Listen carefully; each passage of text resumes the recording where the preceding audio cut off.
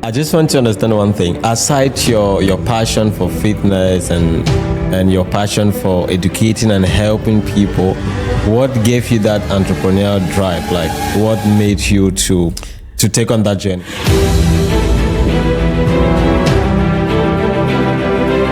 So how does it help you to evolve in your business? I like this question. So if I'm talking to people in Dubai, they might say like, you will not survive Dubai, and Exactly. definitely this is not the right place for you. Dubai, you should think of selling.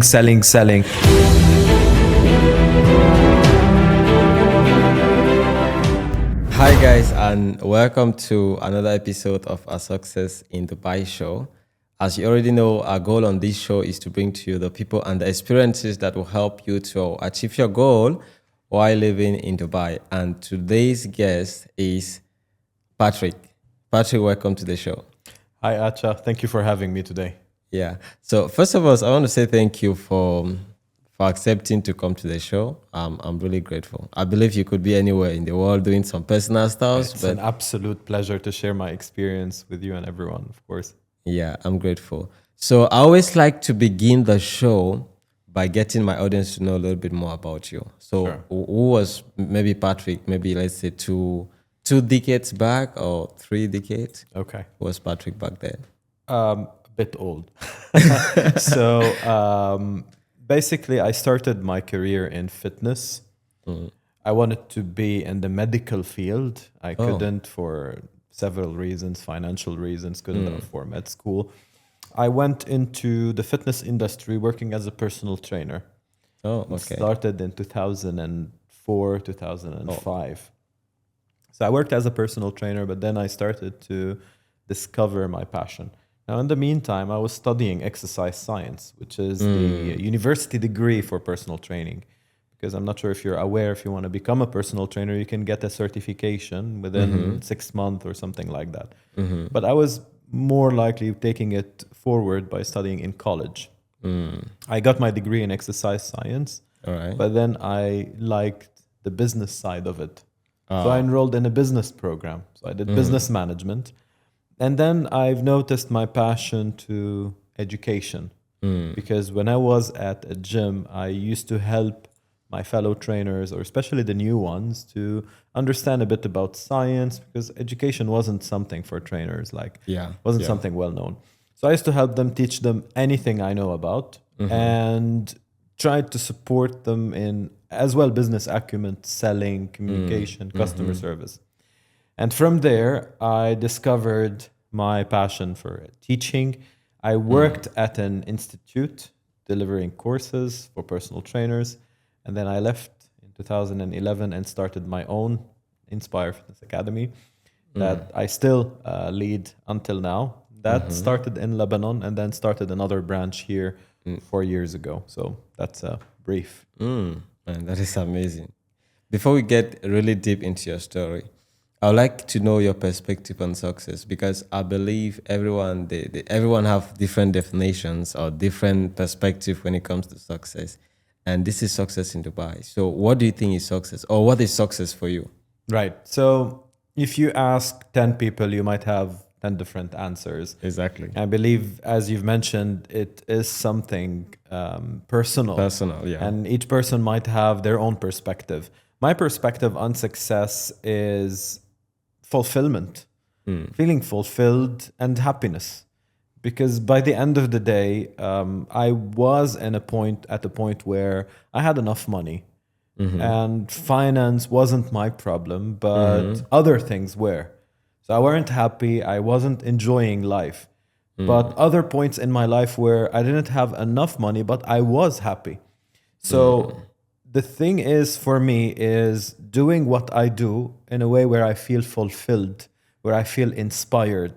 So, for example, being here today is worth more than anything else or being anywhere else, because I get the opportunity to support people, to have a discussion, to think, to even just, think back on whatever I've been through and try to help others. And this would make me feel fulfilled and happy.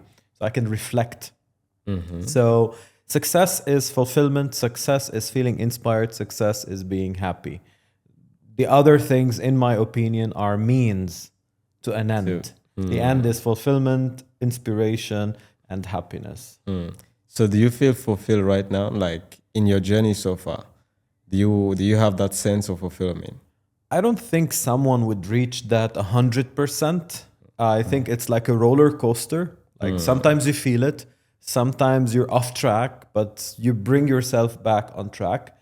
The difference is when you gain experience and a bit more important than experience, wisdom.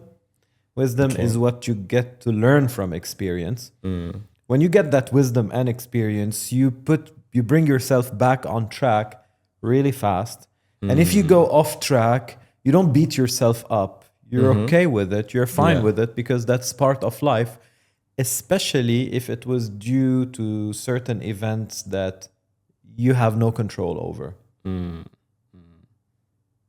So what I hear you say is that for you, success is when you get to that point where you're fulfilled and you're happy, even if you don't have money, but so long as you can feel that sense of fulfillment in you, like that's happiness, that's success for you. Absolutely. Now, there has to be some form of balance. Of course, you cannot live without money eventually, especially in Dubai. And we all know that, right? Exactly. So, however, what I'm trying to say, putting things into perspective, the difference between a mean and an end. So, the end goal is not money. However, I cannot go towards fulfillment, inspiration, or whatever without having some money.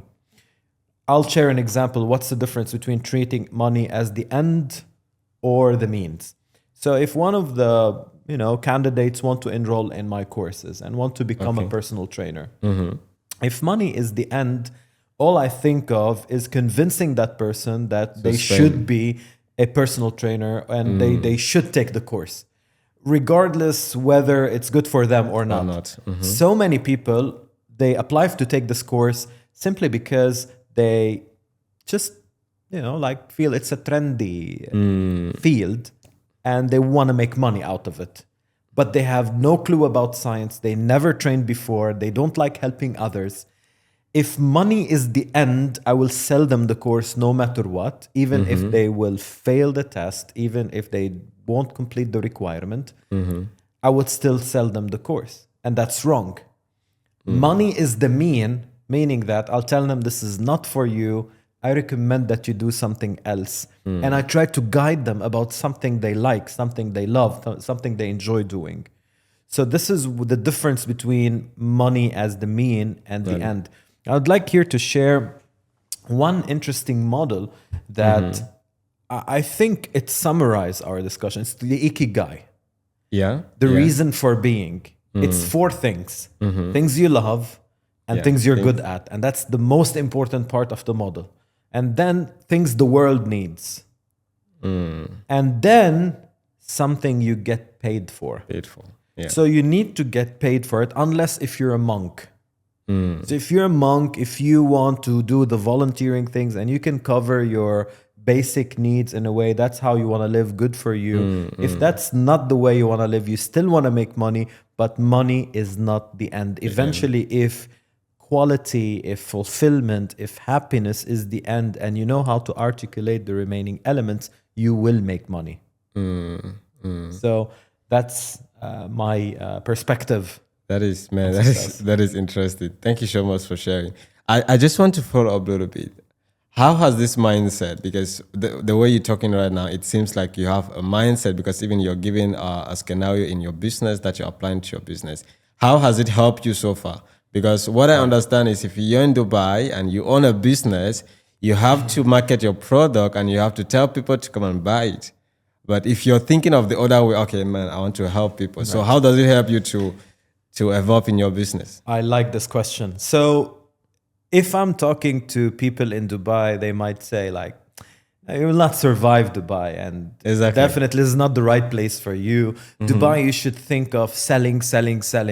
And I think that's wrong. And that's why so many people are being treated like anyone else, leaving, going back to their countries, or changing their careers. And that's why other people are succeeding. So the way I see it is, This mindset have helped me. Now, first of all, it takes time. Let's agree on one point. It takes It time. takes time. That's why you need to be smart about your operations. You need to be cost effective at the beginning. So if someone is listening to the podcast and is an entrepreneur or want to start their own business, Yeah. and they want to start this way, take this direction, they need to understand the pros and the cons. So you need to understand on one hand that it takes time. You need to take some time just to build this reputation. You need to make sure that your operation is sufficient, it's cost effective, so it won't go bankrupt. On the other hand, you will get a reputation, and this is invaluable. There's no price to that. People start telling others about you that you're passionate, because passion is contagious. Yeah. Why I'd like to work with Acha and not someone else, because I see Acha is passionate about what he's doing. Passion is contagious. And whenever people like to work with people that deliver good quality, Yeah. not just a good price. Because even if you get a good price, but you won't get the purpose that what you bought, what was supposed to do for you, you're not happy about it. It's I've done it. So it takes time, but then you get this positioning, and then you can sell your services at a premium. And here I can share another law. It's a bit quite old law. I'm not sure who was behind that. I know it's coming from tech companies. It's called the diffusion law of innovation, that splits the market into different segments. On one side, you have the innovators, Okay. and the innovators, you have the adopters that are close to the innovators, and then you the early majority. These people over here, they like the quality, they're loyal, and they don't care as long they're getting good service. They pay a premium for it. It's like getting an iPhone. Yeah. They wait in line for the iPhone because they believe in its purpose and its why, quality. and they feel special when they hold it. Yeah. Not that other brands, Samsung, Huawei, or whatever, they're not good, but they have this affection, this connection with the brand. The laggards, the late majority, they are more into the functioning of the product and a better price. They're not loyal, they don't care about it. So this is where if you start and you're just focused on the quality, fulfillment, enjoying what you're doing, and definitely marketing it and selling it, this is where you get these people to buy this product and you feel fulfilled. And this is how I operate in Dubai. My first year in Dubai was challenging. My first year, 2021, was absolutely challenging. And especially it's the first years post-COVID. Yeah. Yeah. Where So things were selling still was locked down. challenging. Yeah. We still had a lockdown. And at the same time, we didn't have enough people in Dubai, enough customers, and people didn't have enough money to buy services such as education and things like that. So what happened is that I started building the reputation. Here, what you need to do is, the basic concept in marketing, when you start, treat your product or company as a star, market as much as you can the right way. So I started approaching gyms, people, introducing myself and telling them about my concept and telling them that I'm not here to sell. I'm not here to give the course to anyone. This is a special course. Yeah. And try to join organizations such as Toastmasters, where it gives you a platform to meet a lot of people, to network. To network with people. Yeah, and it's free, right? So we pay a small membership per semi-annually per term. But eventually we get to know a lot of people, and there's like 150 clubs in Dubai. There are other organizations similar to Toastmasters and events. I also started reaching out to organizations where they need speakers and educators. And I was offering my services free. So I used to lecture, teach free. So that was 2021. 2022, it was also heavy, especially summer, because everyone took their vacations. Like it feels like Dubai was empty. I felt like I was the only one here. And 2023 was way better. 2024, the leap started. 2025 also, it's way better. It feels like now even if I'm not advertising on social media, People are getting to know. people are still getting to know because I'm getting a lot of referrals. Recommendations. Yeah, and the team started to grow again because we downsized after 2019. In my country, we faced lots of challenges as well in 2019. There was economic crisis, there was the Beirut blast. In parallel of starting the branch in Dubai, there was also challenges happening there. So I had to downsize the organization overall. Now we started employing again people and having a big team and putting things on track. Man, that is interesting. That is interesting. Now, I just want to understand one thing. Aside your passion for fitness and your passion for educating and helping people, what gave you that entrepreneurial drive? Like, what made you to take on that journey? Right. So I usually joke about it. It started when I left the educational organization that I used to work for, and I was bankrupt. I was sitting at home. I wasn't doing anything. It started. We were having a family barbecue, and I always, whenever I'm telling my story, I tell them, like, first of all, I call it brokepreneur, not entrepreneur, because I was broke. And then I don't know if it was what I was eating or drinking that made me make this decision to start a company the next day. So honestly, I think it's something that you have in you, that you like to take risks, or a decision you make in life where you want to start taking risks. And it's like you throw yourself without thinking.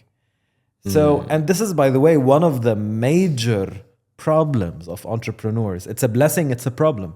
So it's like skydiving. Yeah. So you feel like you want to jump, you just jump, right? But you need a parachute, and you need safety instructions, and you need to learn that. So having this courage is brilliant, but along the road, you need to learn how to calibrate this courage. So how it happened is that I always, had a vision. I wanted to help people. I wanted to support people. Money didn't used to always motivate me or inspire me. I worked for gyms where they used to always, push me with, did you meet your budget? Did you get the budget? Did you sell people? I started feeling like I'm seeing people as numbers and not human beings. So I had enough of that and I left. And I thought that when I start my own company, I want to treat employees differently. I want to treat customers differently. Money is important, but it's not the end, it's the mean. So it started where I thought that when I was bankrupt, sitting at home, not doing anything, I was like, what should I do next? Going back to employment, I really don't feel like working. Those managers that most of them are not knowledgeable, are not experienced. They either have a business degree or they have a title. And to be honest with you, most of the leaders we have, they're not leaders. They're, as John Maxwell used to say, situation leadership, or situation, their position. Sorry, it's position is the word. Position leadership, meaning that you're a leader because you got the position, not because people trust you to lead them. So I started feeling I don't want to go back there, and this will, kill my creativity, would block all my, feeling of fulfillment or potential or option that I have to one day feel fulfilled. So I thought that I just want to start on my own. So when this decision starts, I was just trusting my gut, my intuition, my drive, and I believed in that. And then I heard Steve Jobs' famous Stanford University speech saying that you have to trust in something, God, destiny, life, karma, whatever. So you have to trust in something. So I started trusting in that feeling that it's going to work. And I started working hard from sunrise to sunset with no money, nothing. I even used to sit in a coffee shop in Beirut called Yunus Coffee Shop, and I used to sit there and couldn't afford to have a cup of coffee. The guy at the reception, he used to pass me an internet voucher because you had to buy something to get internet, just to be able to, get internet access to work. So this is how it started, but I won't lie. I would say sometimes I was overconfident. Sometimes I was really near bankruptcy. Here comes the second thing that you should have as an entrepreneur. So courage is one. Second thing is resilience. you would reach dead ends so many times. And you would think that if you have enough money in the bank, that you're safe. And guess what? 2018, almost mid of 2019, I had something like $260,000 savings. And for a startup, for an entrepreneur, I've been an entrepreneur for like then 7 or 8 years. It's a great thing, especially in a small country like Lebanon. I didn't have my branch here. I used to teach everywhere in the Middle East and in some European and countries, and in the US, China. And so I was a famous presenter. So I thought that, I figured out life and I'm successful. That successful thing, I thought that I'm reaching there, but crisis happened. And what does that mean in Lebanon crisis? It means that the bank said that, yeah, you cannot take your money. We cannot give you your money now. Oh, okay. And then your money started to get devaluated. And this $260,000 is worth $10,000. So this is what we call an economic crisis. My team members, most of them, they had to leave, to travel, to find jobs outside the country. So I started losing talent, brains. Financially, we almost lost everything. Our location, we had to downsize. And this taught me that whenever you feel that you're strong, that you you're never successful. know what happens, and it brings you all the way down. So what you need is resilience, perseverance, that it's okay, it will pass. Let's plan how we can get over this. And then when we started planning how to get over the economic crisis, what happened? COVID started. So went backward and changed the plans. And there was a moment where I used to say that I would never teach anything online, right? Yeah. And this is where we had to reconsider it and start teaching online. And then a few months later, when we thought that things are picking up, students are taking the courses online, and the Beirut blast starts. And then things went down again. And this is where I thought that I want to go to Dubai and start a new branch. And there was, I'm not sure, I don't want to go into politics. There was an issue there where I couldn't get a visa. I got my visa 1 year later in 2021. Oh my goodness. So anytime you feel that you're doing something, you can be pushed backward. And here you could use a lot of perseverance. And this is why I always ask entrepreneurs, it's good to have the courage. It's good to start. I would encourage anyone to be an entrepreneur or even an intrapreneur. Being an entrepreneur at a company, in your own department, as an employee. I'll talk about this later if we have time. Yeah. But one thing I'd always advise is learn. Read a little bit about the basics of business, selling, marketing, starting a company. And most importantly, how to work with other human beings. You need some form of formal education. Doesn't have to be a business degree, but some courses, some workshops could really help you, and especially Toastmasters.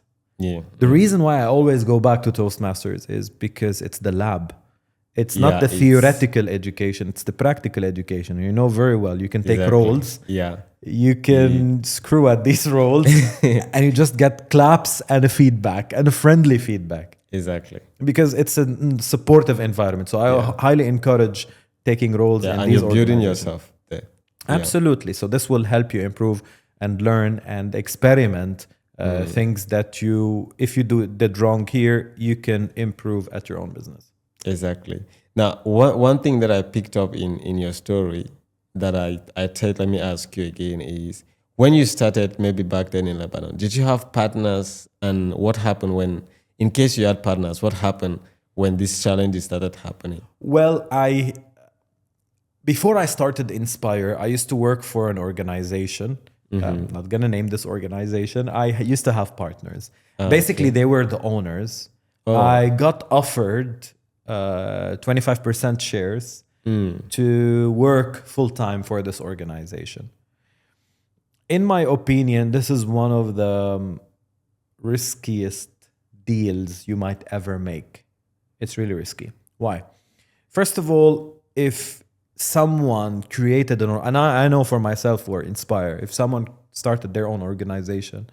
It's not really easy to let go of shares or sell shares. They're not going to be happy about it. Second thing, before you partner up with others, and that's totally fine to have partners, by the way. Like sometimes you need investors, probably silent investors, angel investors, and that's totally fine. However, you just need to do a bit of research about this investor or partner, and you just need to really see if you get along with them. And when I say get along with them, not over lunch or in a party, because we all get along with everyone in a party or at lunch, because we'll be eating or dancing. But see if you get along with them in business deals, how you in perspectives, how you think of things. Like-minded. Yes, if you at least, even when you disagree, if you have a way to agree, is what agree to disagree, or it's the ego comes in the way and you feel like, no, I'm right, he should change his mind. No, I'm right, she should change her mind. Or so that's the most important part, and that's what made me leave everything behind and go broke after leaving this company. So my stages were I was an employee until 2008. I left employment at 2008. I worked for a company with an employer where I was like a partner, but then in 2009 or 2010, we had this agreement where I become a partner, a 25% partner. But I don't really consider that stage because 2011 I have to leave and start from scratch again. So you guys didn't have to agree We didn't choose to agree on everything. I had a plan. Because of his ego or something? Not really. We had to. He was a nice guy, but we had totally different visions. Like I saw fitness education as something where you need to offer quality. You need to offer the course for like 6 months. He saw fitness education as a weekend thing. Like you could get it as an intensive 3 days. It's like the American and way. Get his money. Yes, and you get your money and people can study on their own. We might be both wrong or both right. No one knows. We had totally different visions. We couldn't work together. This is where we had to separate. So what is your advice to someone that wants to get a partner? Considering your someone experience? wants to go get a partner. Well, first of all, make sure that you know your product very well. You know what you want and what you want from the partner before you knock on anyone's door. That's the first thing. You need to know, to have a small business plan, 1, 2, 3 pages, and understand what you have to offer. And also make sure you know your most important pillars, non-negotiables. I wouldn't negotiate these. These are my non-negotiables. So these are things that no matter what, I would not like. Less than $50,000, I would not negotiate. More than 10%, I wouldn't negotiate. So write them down. I would always say use the concept, the hairdresser's dilemma. Even if you're a business student or a business graduate or experienced consultant, get someone, an outsider, because they see things differently. You are on the inside, they are on the outside. They can provide you with input. Then I would say just go out there and do it.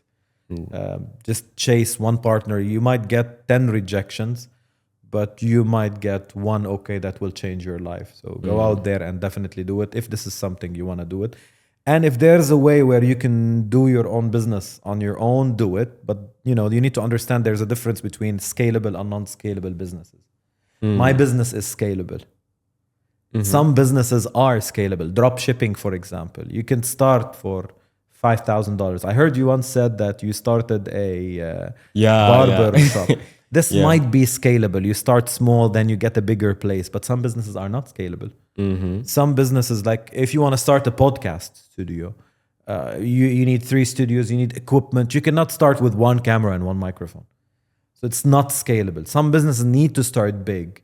So if your business is scalable, you'd like to do it on your own, go for it. If not, use a partner, investor, or get financing from banks if you can, of course. What is the difference between scalable businesses and non-scalable businesses? Well, scalable businesses, they don't need a huge investment at the beginning. You can start online probably. You can rent places. You don't need to have your own gym. For me, I don't need to have my own gym to start my business. I can collaborate with gyms. I can rent a conference room whenever I want to do the theoretical part. I can do some events at Dubai Libraries, for example. Dubai Libraries, it offers some conference rooms for an affordable price, which is, these are good stuff for young entrepreneurs to know about that. So you can just start small and you can run a social media account and get customers and start a small company, register your company in Dubai, because you can register companies now and own 100% of a free zone company. And you can do that as small as something like, there are lots of advertisements on Instagram, 6,000 dirhams or something like that. Yeah. And it can go up to 50,000 dirhams. It depends on the activities you want to do. And then after that, you can make money and save and invest and have a bigger business. Exactly what happened with me. Like, I didn't used to have a location back in 2011.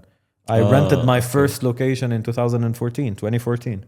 And then I started having a bigger space, moving to a bigger location. In Dubai, I'm starting with a small office, 20 square meters. But I know that I will be saving money to start a bigger office, a bigger location. That's a scalable business. Usually scalable businesses have a lower risk, but they make you less money.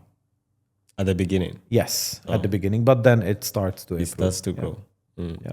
So you were talking a little bit earlier about the difference between entrepreneur and Entrepreneur, right. Yeah. What is the difference? So entrepreneur is someone working for an organization, not starting on their own. So imagine you're the sales manager or sales assistant or sales representative as a company.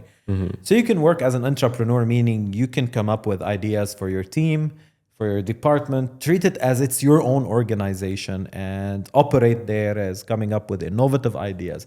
Now, I know what so many people watching or listening to this podcast would be thinking that, yeah, but the owner would be taking the money and the manager would be taking the credits. What benefits do I have in it? Well, first of all, you will get recognition. If you didn't get it from the owner, you get it from the manager. If you didn't get it from the manager, you get it from your colleagues. If you didn't get it from your colleagues, you will get it from customers. I'll give you an example. You go to a restaurant. So there was that waiter that is taking care of you and offering that super exceptional service. And they have great customer service skills. They have great communication skills. They're friendly. They know when to give you your space. They know when to ask you if you need anything.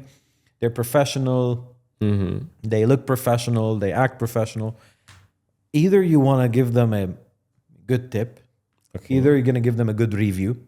Either you're going to learn from them. Either you're going to ask them if they work for you if you have your company. Yeah. Something is going to happen because people adore seeing passionate people. Passion is contagious. You might change people's day, people's life. So all you need to do is keep on being this glowing person or glowing light instead of just sitting there and just doing what you're supposed to do. This is always, what bothers me when I go to places in Dubai.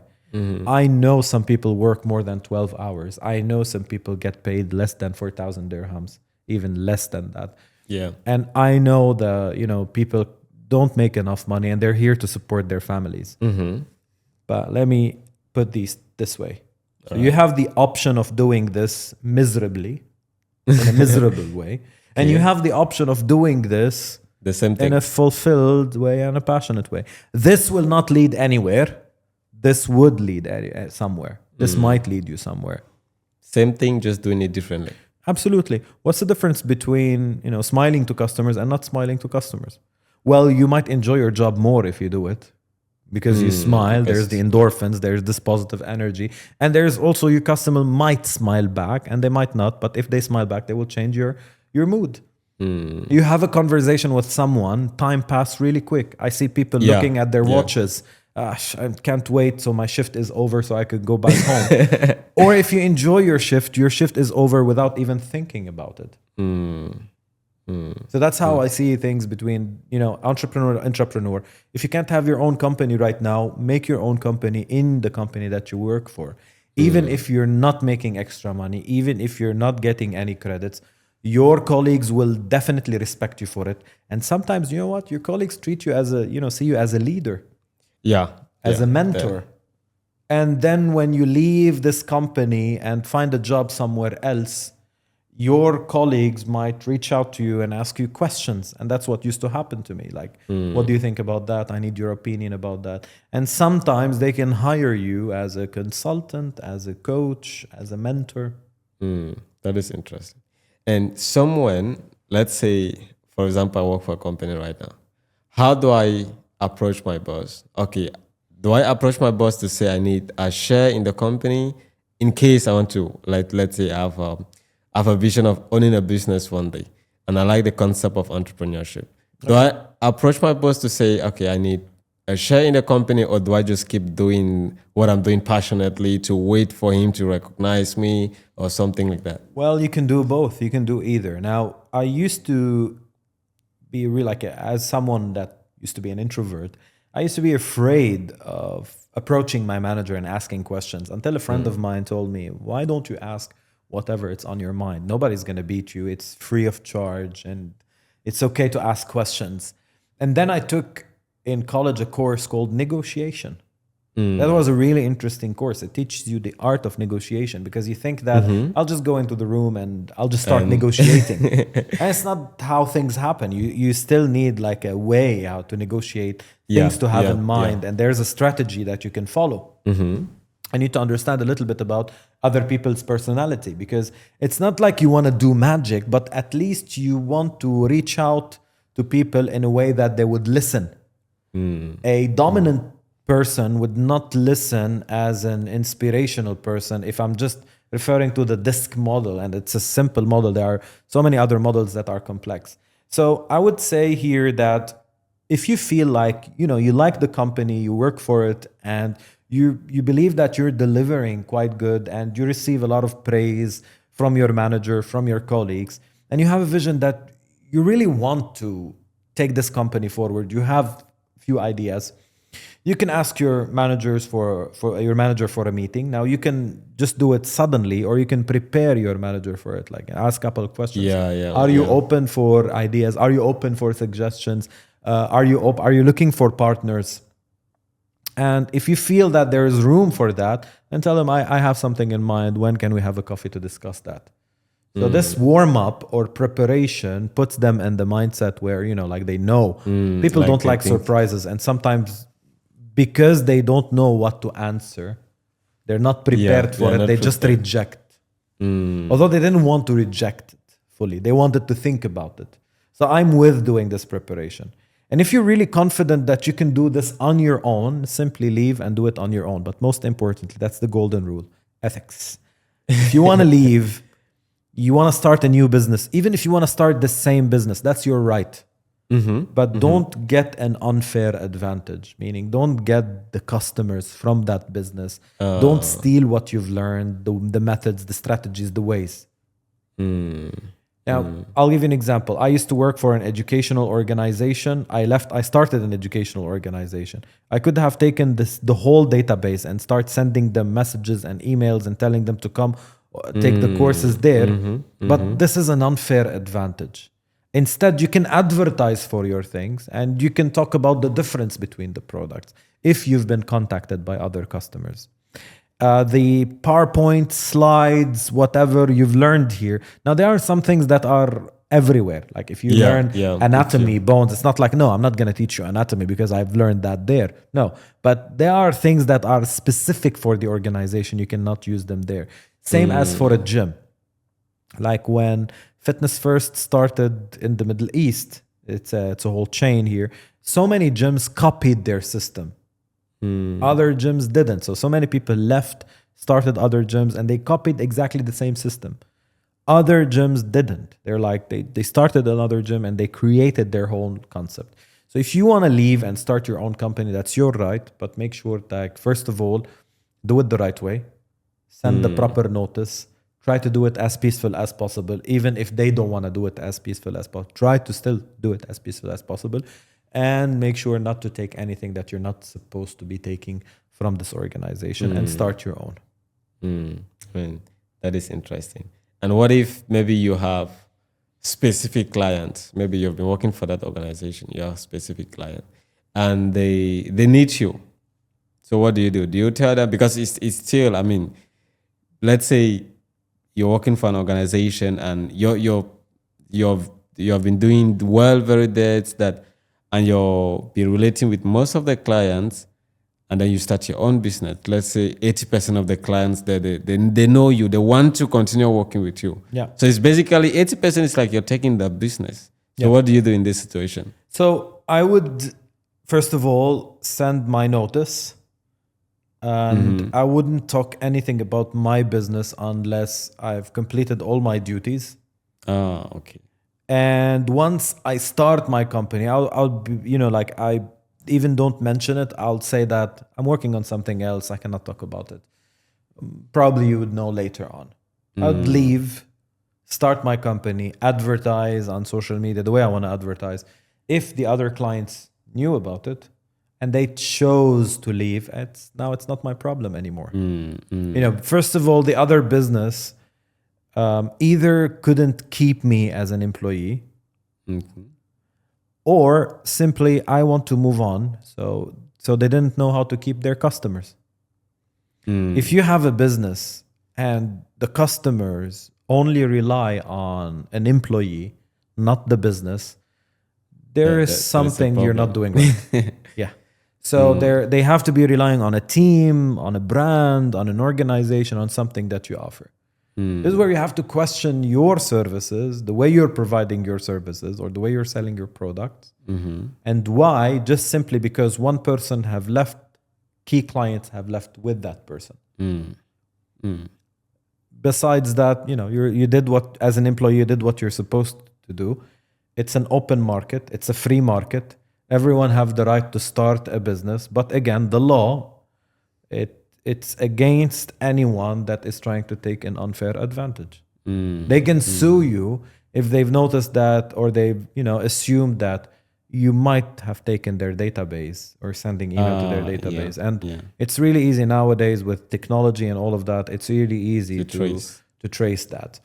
And if they've noticed that you're calling their customers, it's really easy to get a proof and sue you. So it's not that big deal, especially in Dubai. And Dubai protects small businesses, medium enterprise, businesses in general. And the laws are so clear, so you can easily complain. Man, that is interesting. And one thing that I wanted to talk about now is fitness. For how long have you been doing fitness now? For, you said 2004? 20 years. 20 years. Yeah, oh my God. 20 years. Specifically in June, it would be 20 years. Yeah. That you've been in fitness. I've been in the fitness industry. I worked as a personal trainer. I worked as an educator. Even if I worked as a business consultant, I worked like a couple of years as a business consultant in parallel with fitness. I enjoy both fields. Actually, I enjoy three fields: education, fitness, and business. So I never left the fitness industry. I probably stopped doing personal training. Okay. But I still educate personal trainers. I still read a lot. I still update my knowledge because there are lots of research out there. I still deliver workshops every now and then now. So yeah, it's been 20 years in the fitness industry because I believe movement is essential to everyone, no matter what they're doing, no matter what are their circumstances. I believe that the more you move, it can improve even your mental health, even your cognitive functioning. You can, your memory. It can improve your strength, protects your joints. It might help you reduce some injuries and prevent some disease, or reduce the severity of injuries and disease. It might, not 100% certain yet, but for sure it will, combat chronic disease. You'll be healthier, you live longer with physical activity. So I can see the thousands and millions of benefits that physical activity has. And I can see the unfortunately how, social media helped spread a lot of misinformation and demotivated a lot of people to start. So many people think of the fitness industry as dichotomous. So either I'm going to be at a gym, eating properly, sleeping properly, or I'm not supposed to start. Either I would afford a personal trainer, either I'm not supposed to start. Well, actually, you can start with as simple as adding a couple of steps every day. Like just today, you're look at if you have a smartwatch, if not your phone, how many steps have I done today? Oh, just 1,000? That's totally fine. Just add a couple of more steps. How many you can add? 500? Go have a walk, few minutes, light walk. Well, next week, aim for 2,000, 3,000. Then increase the pace a little bit. No, you feel like doing some bodyweight squats. If you know how to do it, do it. You want to add a couple of planks, a couple of seconds doing planks in the afternoon. That's okay, do it. Doesn't have to be one session at the beginning. Whenever you feel like you want to put this together in an exercise session, do it. Whenever you feel like you want to walk for an hour, do it. If not, walk for 1 minute. It's still better than not doing anything. So that's the main purpose behind me being in the fitness industry. I feel I need to create this awareness to people, to everyone, that just move a bit more. Even if you don't like it, just do it a couple of seconds. Find a way where you can do movements where you like it. If you have your kids, play with your kids. If you like thinking, walk while thinking. It's even better. Just add. You like to play games, basketball, go for it. Start gradually, increase gradually, and then you reach a point where you're doing it more and more and more. And this, all what you see is better health, better shape, better cognitive function, better so many things. Now, is there a research on this? Like the more fit you are, the more you think better, the less stressed you are. Because I hear people say,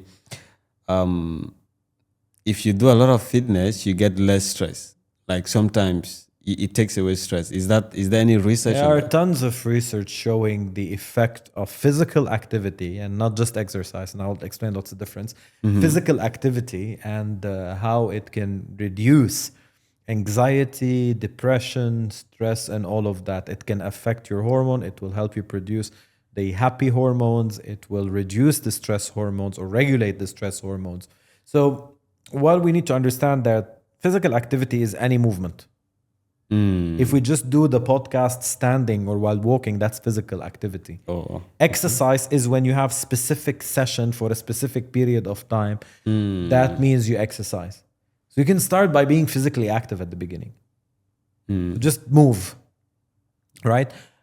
Even, in certain specific cases, like, for example, pregnant women, they have a high risk of depression after delivery, baby blues.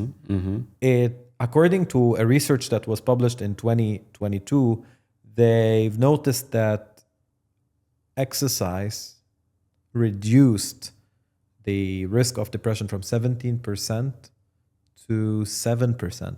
So this is huge. Other research showed that it can improve cognitive functioning, the way you think, the speed of thinking, the reflexes. Other research showed that it can improve memory.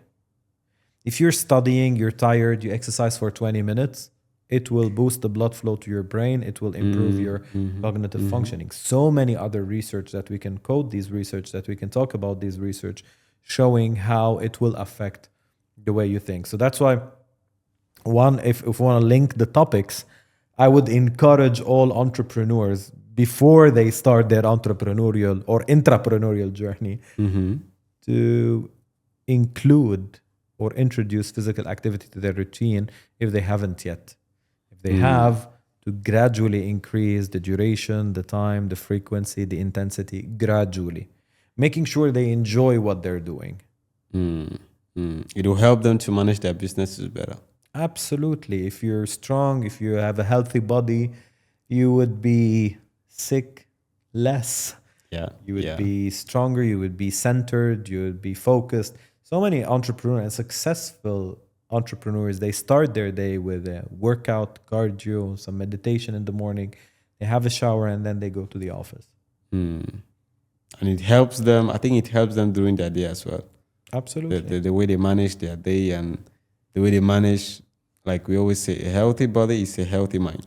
If you're centered, if you're calm, you don't have clouds while thinking, you don't have a cloudy mind, you're centered, you're clear, you can organize your day better, of course. Man, this is interesting. I think we're going to do another podcast. But before we just end this, what is one advice that you give to anyone watching? Now, give us one advice in business and one advice for anyone that don't want to start a business physically. Absolutely.